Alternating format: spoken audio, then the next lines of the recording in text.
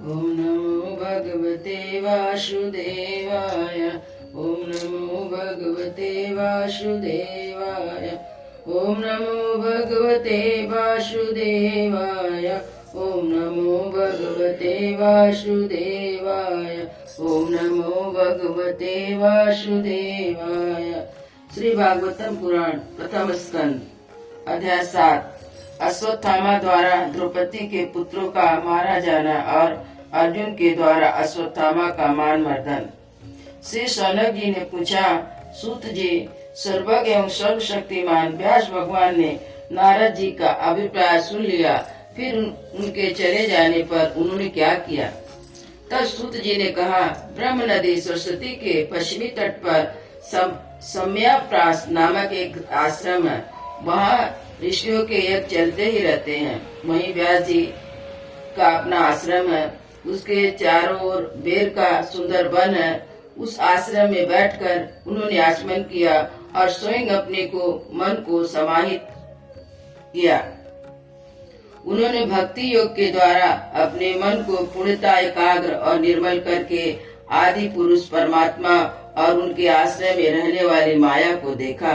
इसी माया से मोहित होकर यह जीव तीनों गुणों से अतीत होने पर भी अपने को त्रिगुणात्मक मान लेता है और इस मान्यता के कारण होने वाले अनर्थों को भोगता है। इस अनर्थों की शांति का साक्षात साधन है केवल भगवान का भक्ति योग। परंतु संसार के लोग इस बात को नहीं जानते। यही समझकर उन्होंने इस परमहंसों की संहिता श्रीमद् भागवत की रचना की। इस श्रवण मात्र से पुरुषोत्तम भगवान श्री कृष्ण के प्रति परम प्रेममयी भक्ति हो जाती है, जिससे जीव के शोक मोह और भय नष्ट हो जाते हैं।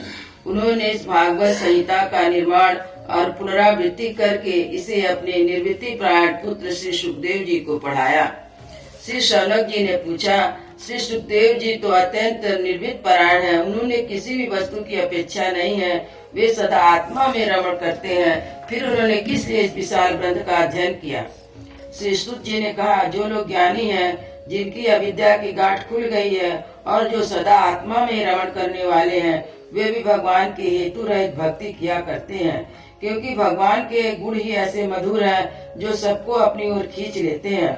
फिर सुखदेव जी तो भगवान के भक्तों के अत्यंत प्रिय और स्वयं भगवान वेद व्यास के पुत्र हैं। भगवान के गुणों ने उन्हें हृदय को अपनी ओर खींच लिया और उन्होंने विवश होकर इस विशाल ग्रंथ का अध्ययन किया। शौनक जी, अब मैं राजर्षि परीक्षित के जन्म, कर्म और मोक्ष की तथा पांडव के स्वर्गारोहण की कथा कहता हूँ, क्योंकि इन्हीं से भगवान श्री कृष्ण की अनेकों कथाएं का उदय होता है। जिस समय महाभारत युद्ध में कौरव और पांडव दोनों पक्षों के बहुत से वीर गति को प्राप्त हो चुके थे और भीमसेन की गदा के प्रहार से दुर्योधन की जांघ टूट चुकी थी, तब अश्वत्थामा ने अपने स्वामी दुर्योधन का प्रिय कार्य समझकर द्रौपदी के सोते हुए पुत्रों के सिर काटकर उसे भेंट किया। यह घटना दुर्योधन को भी अप्रिय लगी, क्योंकि ऐसे नीच कर्म की सभी निंदा करते हैं।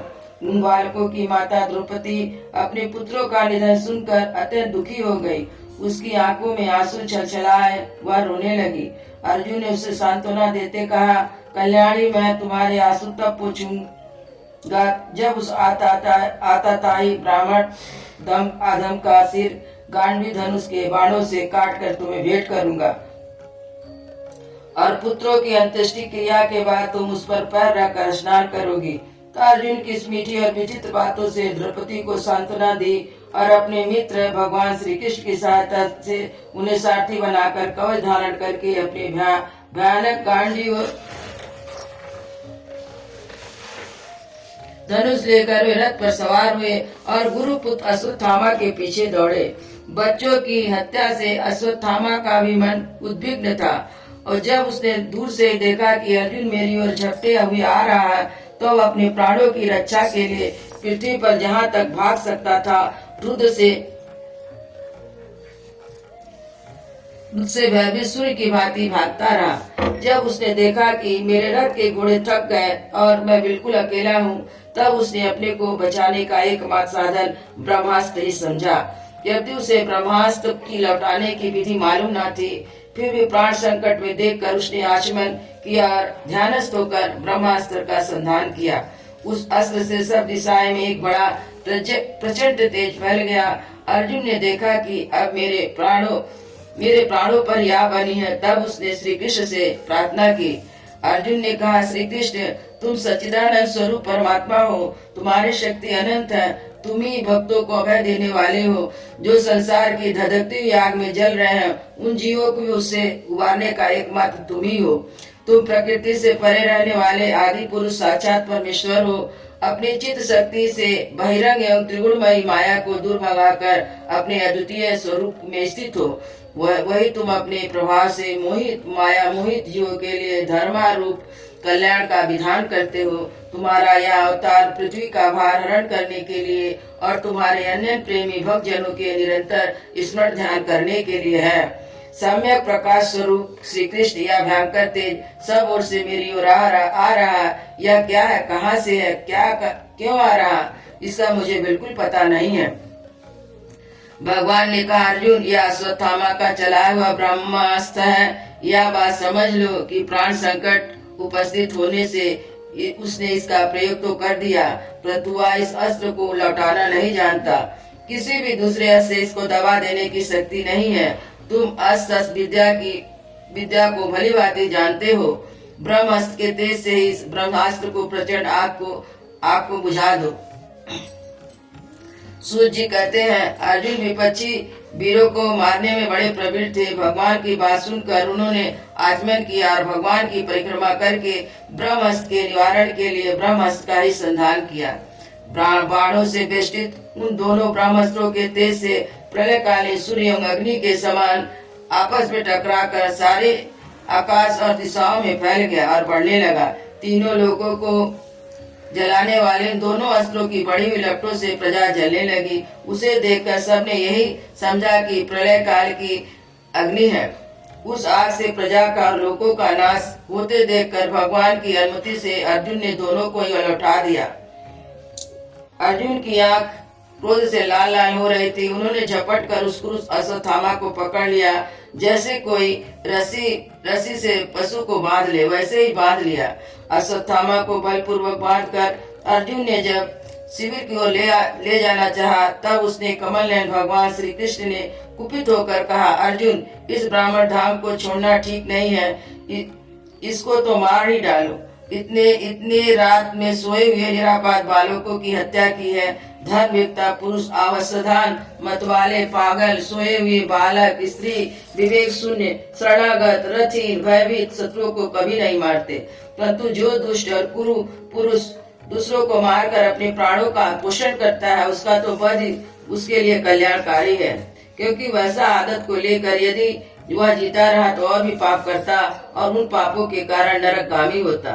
फिर मेरे सामने ही तुमने द्रौपदी से प्रतिज्ञा की थी कि मानवती, जिसने तुम्हारे पुत्र का वध किया है, उसका सिर मैं उतार लाऊंगा।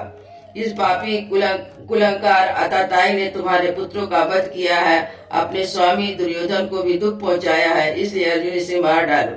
भगवान श्री कृष्ण ने अर्जुन के धर्म की परीक्षा लेने के लिए इस प्रकार प्रेरणा दी, परंतु अर्जुन का हृदय महान था। यद्यपि अश्वत्थामा उनके पुत्रों की हत्या की थी, फिर भी अर्जुन के मन में गुरु पुत्र को मारने की इच्छा नहीं हुई। इसके बाद अपने मित्र और सारथी श्री कृष्ण के साथ अपने युद्ध शिविर में पहुँचे। वहाँ अपने मित्र पुत्रों के लिए शोक करती हुई द्रौपदी को सौंप दिया। द्रौपदी ने देखा कि अश्वत्थामा पशु की तरह बांध कर लाया गया है। निंदित कर्म करने के कारण उसका मुख नीचे की ओर झुका हुआ। अपना अनिष्ट करने वाले गुरु पुत्र अश्वत्थामा को इस प्रकार अपमानित देखकर द्रौपदी का कोमल हृदय से कृपा से भर गया और उसने अश्वत्थामा को नमस्कार किया। गुरु पुत्र का इस प्रकार बात कर लाना सती द्रौपदी को सहन नहीं हुआ। उसने कहा, छोड़ दो, इन्हें छोड़ दो। ये ब्राह्मण है, हम लोग के अत्यंत पूजनीय हैं, जिनकी कृपा से आपने रहस्य के सारे धनुर्वेद और प्रयोग तथा उपसंहार के साथ संपूर्ण शास्त्रों का ज्ञान प्राप्त किया है। वे आपके आचार्य दौड़ ही पुत्र के रूप में आपके सामने खड़े हैं। उनकी अर्धांगिनी कृपी अपने वीर पुत्र की ममता से अपने पति का अनुभव नहीं कर सकी, अभी वे जीवित है। महाभागवान आर्यपुत्र, आप तो बड़े धर्मज्ञ हैं। जिस कुरुवंश की नित्य पूजा और वंदना की करनी चाहिए, उसी को व्यथा पहुंचाना आपके योग्य कार्य नहीं है। जैसे अपने बच्चों के मर जाने से मैं दुखी होकर रो रही हूँ, मेरी आंखों से बार बार आंसू निकल रहे हैं, वैसे भी इनकी माता पतिव्रता गौतमी ना रोए। वे राजा अपने कुत्र से ब्रह्म कुल को कुपित कर देते हैं। वह कुपित ब्राह्मण कुल उन राजाओं को सपरिवार शोक अग्नि में डालकर शीघ्र ही भस्म कर देता है। सूत जी कहते हैं, शौनक आदि ऋषि द्रौपदी की बात धर्म और न्याय के अनुकूल थी, उसमें कपट नहीं था, करुणा और समता थी। अतः राजा युधिष्ठिर ने रानी के इस हित भरे वचनों का अभिनंदन किया। साथ ही नकुल, सहदेव, सात्विकी, अर्जुन एवं स्वयं भगवान श्री कृष्ण और वहां उपस्थित सभी नर नारियों ने द्रौपदी की बात का समर्थन किया। उस समय क्रोधित होकर भीमसेन ने कहा, जिसने सोते हुए बच्चों को न अपने लिए न अपने स्वामी के लिए बल्कि व्यर्थ ही मार डाला, उसका तो वध ही उत्तम है। भगवान श्री कृष्ण ने द्रौपदी और भीमसेन की बात सुनी और अर्जुन को देखकर कुछ हंसते हुए कहा। भगवान श्री कृष्ण बोले, पतित ब्राह्मणों का भी वध नहीं करना चाहिए, आताताई को मार ही डालना चाहिए। शास्त्रों में मैंने ये दो बातें कही है, लेकिन मेरे दोनों आज्ञाओं का पालन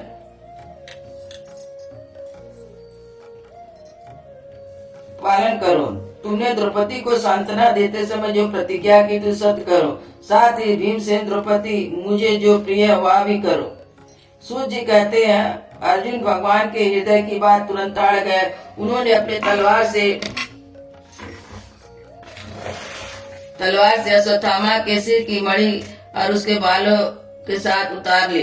बालकों की हत्या करने से वह श्रीहीन तो पहले हो गया था और मणि और ब्रह्म तेज से भी रहित हो गया। इसके बाद उन्होंने रस्सी का बंधन खोलकर उसे सिर से बाहर निकाल दिया। मुड़ देना, धन छीन लेना और स्थान से बाहर निकाल देना, यही ब्राह्मणों का वध है। इसके लिए से भिन्न शारीरिक वध का विधान नहीं है। पुत्रों की मृत्यु के से द्रौपदी और पांडव सभी शोकातुर हो रहे थे।